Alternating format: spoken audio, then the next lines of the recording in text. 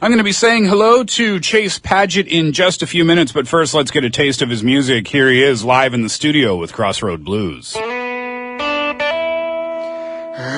went down to the crossroads, fell down on my knees. I went down to the crossroads, fell down on my knees. Well, I begged the Lord for mercy, oh, heaven help me if you please. Oh, I went down to the crossroads, trying to flag a ride. I went down to the crossroads, trying to flag a ride. Well, nobody seemed to know me, oh, everybody passed me by. Oh,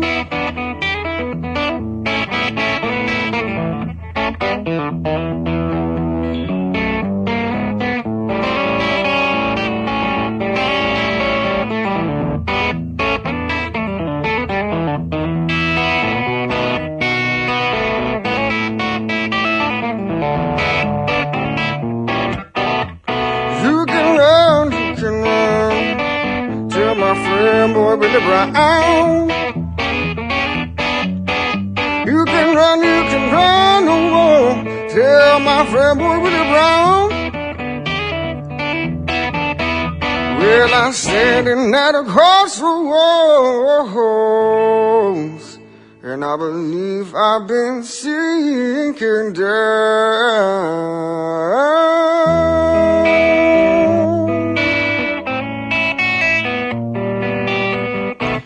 I've been sinking down. And that's the blues right there. Yeah, it is.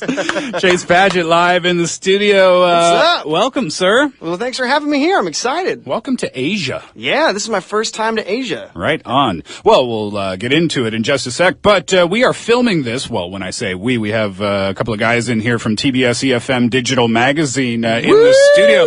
So let's say hello. Chase, maybe look at some cameras and say hi. I gotta lean way over here. So first time in Asia, first time in Korea. When did you arrive? I got here, oh gosh, it's been a whirlwind of blurs and lights. It's Wednesday afternoon, and that is the longest I've ever flown. Ever. Yeah, where'd you come from? Oh my goodness. I'm from Orlando, Florida. I was just in Florida a couple months ago. Yeah.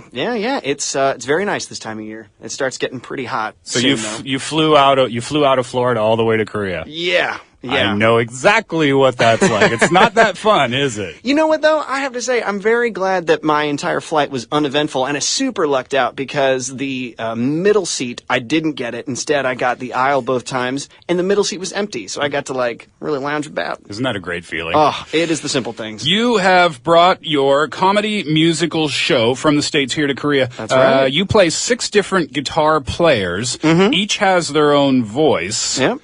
Tell us a little bit about that. Sure. Well, I play 6 different characters, and each one plays a different genre of music. Blues, jazz, rock, classical, folk, and country. Wow. And each one plays some original and some standard tunes that represent their genre. They also tell stories about why they got into guitar, what their music means to them, what they think about other types of music, and it kind of wraps up at the end as sort of a commentary on what music means to all of us, despite what you like.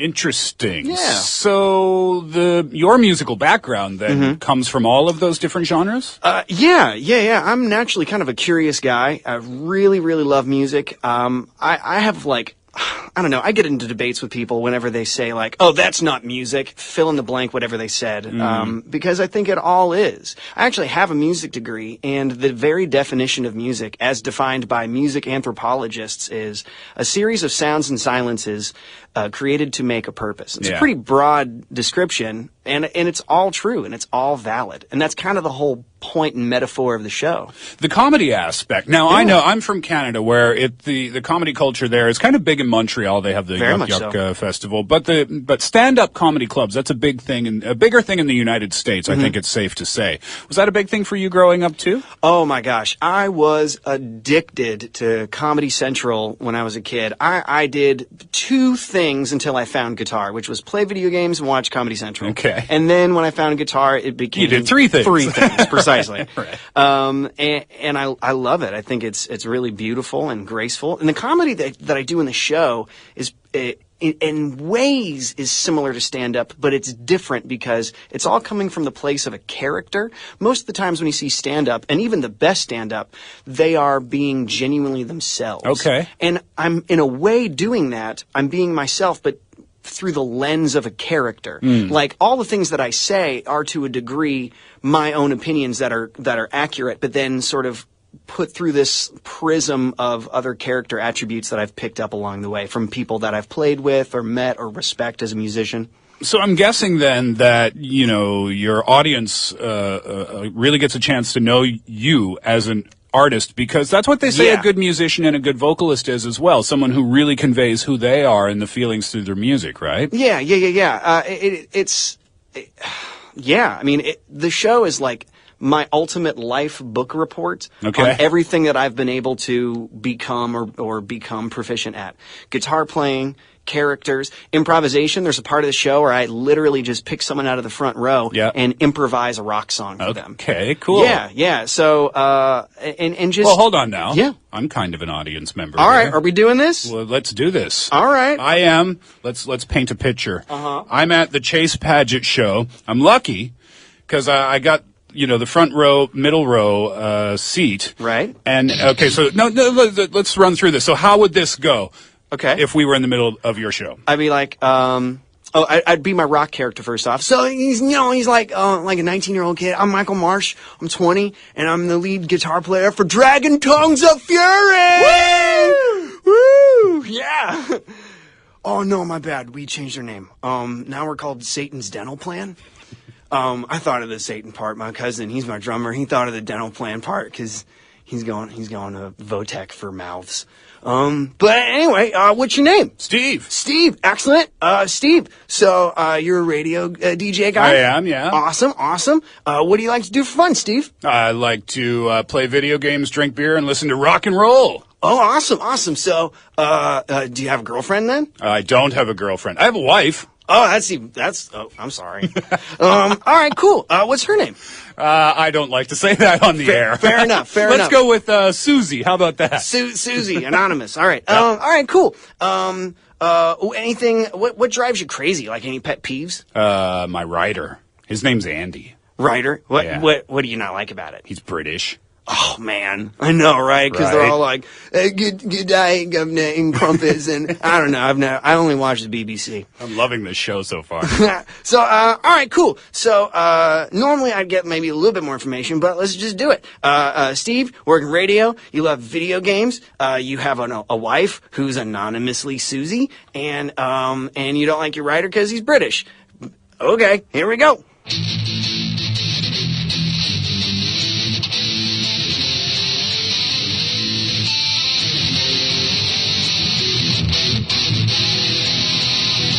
I met a fella that is no duh. He comes from the great land of the north in Canada. And he has made a bond of matrimony. But he doesn't want to mention her name, no, he prefers his PS3. Talking about Steve! Talking about Steve! Talking about Steve!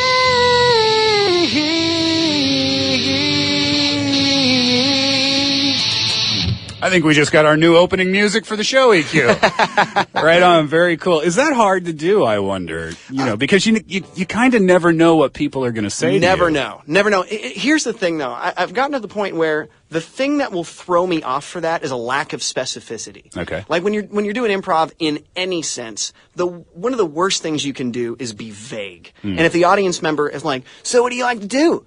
I like to have fun. Foghorn. Like, it's just, no, be specific. Please, if they're specific enough, I can usually find some sort of target rhyme to make it work. Right on. Well, to give our listeners an idea, a further idea of your show, I understand that we have a clip. Let's have a listen to that. Sure. Now, I know there's a bunch of those people out there that just hate on country music, but I bet you it's because they don't really understand what country music really is. It's stories about people's lives. You can't have a good country song without a good story. Seven Spanish Angels, Willie Nelson, it's about two lovers running from the law. Garth Brooks, Thunder Rolls, it's about a man cheating on his wife. A Boy Named Sue is about a boy named Sue. Yeah. Nice one. Yep. I guess it was hard for you back in the day people either make a decision about, I want to go into comedy or I want to go into music, and you would think that you'd have to make a decision, but you kept doing both. That's very cool. I'm just kind of wildly passionate about performing in all of its aspects. Like, I just got into beatboxing recently. I love that. I love anything that has sort of a creative spark to it, because the better at creative endeavors that I get, the more I realize they're all kind of reaching the same goal. Their technique is different, like that's way different than telling a setup punchline joke. But the goal is to be present and make a connection with your audience and be able to share who you are through the medium that you have chosen at that time. Very cool. All right, so you have another song that you're going to play for us right now. Maybe you can set it up for us. Yeah, sure. Let me get to the right guitar patch here real quick. So which now is this one of the? Well, we just heard the country character. His name is Rupert Colt. Okay. And I'm going to do a song that he wrote. Now, not all the show is comedy. I mean, there's one part where I talk about how music is sort of a tool for remembering past loved ones. Or in this case, this is a song about how Rupert sort of met his wife in a way. Chase Padgett live in the studio, and the name of the song is? It's a wonderful song I wrote about relationships and finding the love of your life. It's called I'll Never Do This Again.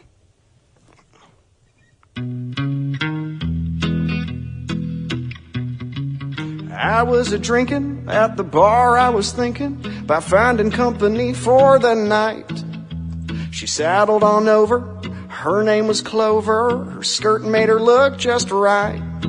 Well, I bought her a whiskey, and soon she was with me, back in my hotel room. But in the morning I felt a warning that I did too much too soon. And I said, this is the last time I do this, for the night and make a stranger mine. Well, this is the last time I do this, committing a whiskey crime. Well, a week or two later, she called for a favor. She said, I want to spend time with you. She called in my slumber. How she got my number, I haven't a clue. Well, I didn't know what to say, but without delay, I remembered the good time we had shared. So I gave her directions to receive my affections. Our intentions were clearly declared. And I said, this is the last time I do this, for the night and make a stranger mine. This is the last time I do this, I really mean it this time. But there was just something about this one. We shared each other till the sun had arrived. We started dating and a new future begun. Oh, I found a lover, I found a partner, I finally found me a wife. Well, I stood at the altar, I did not falter on my wedding day. Clover stood there, and I heard her swear to me she would always stay. Well, I gave her my ring, what a sweet thing to live with this angel in my house. I felt so tender, I did surrender my handwritten vows. You know what they said, Steve? What's that, Chase? This is the last time I do this. This is the only time to. Well, this is the last time I do this. I wanna grow old with you. And all the girls said, Oh my gosh, that's so sweet. Oh my gosh, I love that. Very nice, by the way. Very nice. Thank you. Is there ever any inclination to... Okay, well, let me ask you this first. Okay. You talk about actors and when they're getting ready for, a role in a film, they sometimes get into that character. Oh, yeah. Christian Bale is a great example of that, Sure, right? sure. They never really come out of character. Do you go through stretches, where maybe you'll be in country mode and you want to write 2 or 3 country songs and that's just who you are for that period of time, and then you go into rock and roll mode and that's who you are? Absolutely. Yeah? Absolutely. It's funny you bring that up. The stretches that I go through can be like months at a time where I'm like, oh man, I really want to I'll give you a perfect example. There was a time, I'm trying to find the right patch here. There we go. There was a time that I really wanted to play jazz, and I was really into Joe Pass for like several months. And he's a part of the show, for instance.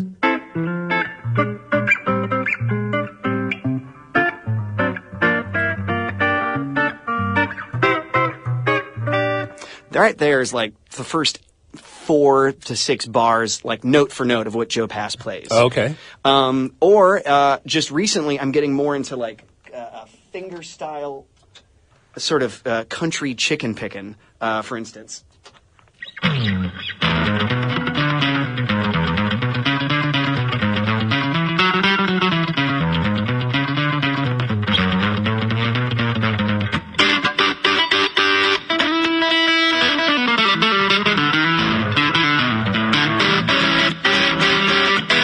Just like, and that's become the basis of an entirely new show I'm writing right now. Okay. I just kind of go, I find like an experience, or something about an energy, something in a memory that I go, oh, there's something here. I want to explore that more. What made you want to come to Asia?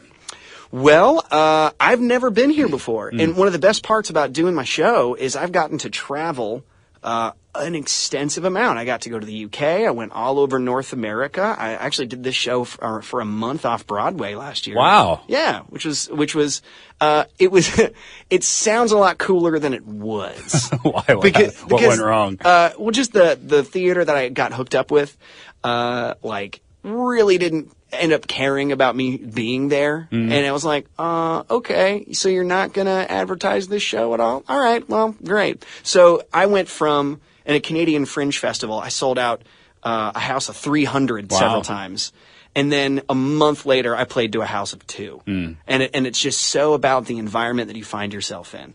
But my favorite part about doing this, one of my favorite parts, is the adventure it gets to take you on. And look at the adventure I get to have right now. I get to meet new people, such as yourself. I get to experience an entirely different culture and figure out, how do I fix my gear when it breaks? Like, how is the E-Mart at Gongduk? And I had to do that today. And just figuring things out and learning and exploring new things. Is there one of those stores there? There is. Oh, well, that's good to know. I've been here for 12 years. I didn't know that. Yeah, I had to buy some epoxy to fix a case, and then it still broke. Gotcha. All right, so you have one more song that you are going to play for us. Now, which character are we going to be meeting right now? It's my character. His name is Peter Winter Scrotman. Hello, Peter. Hi. I hyphenated my last name when I got married. And I am a big fan of little angel figurines. Aren't we all? Oh my gosh. eBay, huge collector. Stop me. It's an addiction. And I love blown glass. I have a workshop in my backyard. And I love folk music. Do you love folk music? I love folk music, and I'm happy to hear that you love folk music. Can you play me a folk song? I would love to. I'd love to play you an original, if that's okay. That's even better. All right, then. Well, this is a little song I wrote about my marriage. And, sometimes you just got to live and learn and move on. And that's what this song's about. Living and loving and learning that your mother was right. I should mention, I like clean folk songs. Oh, this is totally... Oh, wonderful. Yes. Wonderful. Good stuff. All right. Well, please, play us a ditty.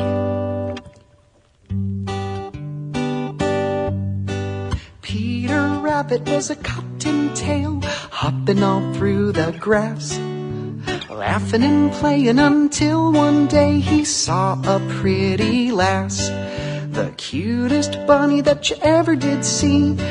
Love at first sight.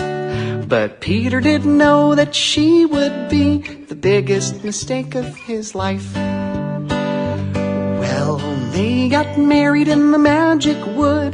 That's when it began. She said, quit music and get a real job. It's time to be a man.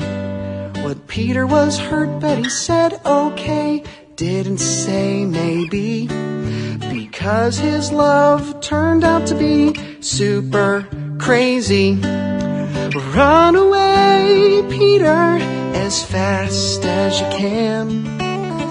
Run away, Peter, it's time to scramble. Run away, Peter, grab a new leaf and turn it over.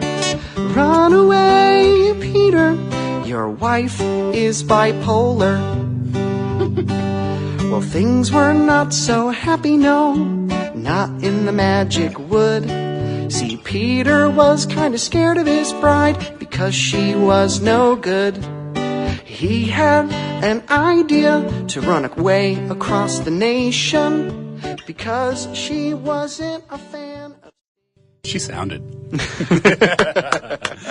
Nice one. Now, I'm going to put you on the spot again. Okay. I'm going to ask you to go back into your rock and roll character. Okay. And I'm going to slide you over the information about this show. Just when it's on the air and what it's about and the full name of it. And I'll ask you to do a little on-the-spot improv. Right. And maybe you can base it upon your experience today and, I don't know, anything you want. All right, let me get this right patch here real quick. Sure. Come on. Getting back into rock and roll mode. The modern of technology, of sound effect. I'll be honest with you, I'm just glad I got this guitar back because this was stolen out of my home 3 months ago. Oh, nice. How'd you get it back? I found it on a listing on eBay. Like, totally random. Was it the character we just met who was selling it? Almost. Right. All right, cool. So here we go. All right. He's perusing the information. Looking at, here we go. Cool. Is there a slogan for the show? Well, it's a rock and roll based show. All the music's generally indie rock or something along those lines. Monday to Sunday, 7 days a week, 2 p.m. to 4 p.m. Okay.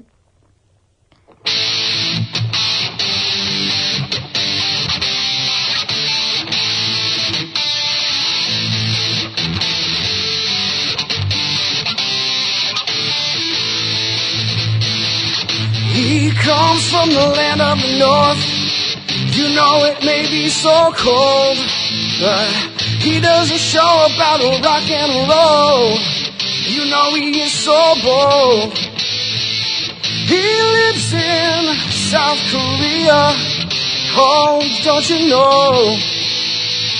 He is the leader of all the things rock here in Seoul. Oh, the Steve Hatherly Show. Talking about Steve Hatherly Show. Doing it weekdays, pretty much all the time. 2 p.m. to 4 p.m. Oh, it's his daily grind. He talks about everything. It might be rough. Doesn't want to divulge his wife's name. Oh, 'cause that's too much personal stuff. Oh, the Steve Hatherly, the Steve Hatherly